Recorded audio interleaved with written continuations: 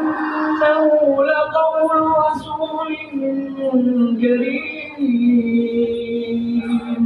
ذي قوة عند ذي العرش مكين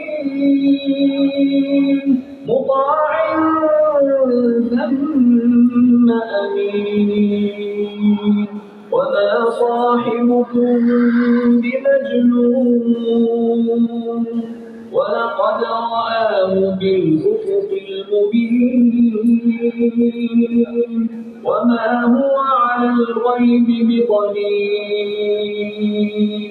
وما هو بقول شيطان رجيم فأين تذهبون إن هو إلا ذكر للعالمين لمن شاء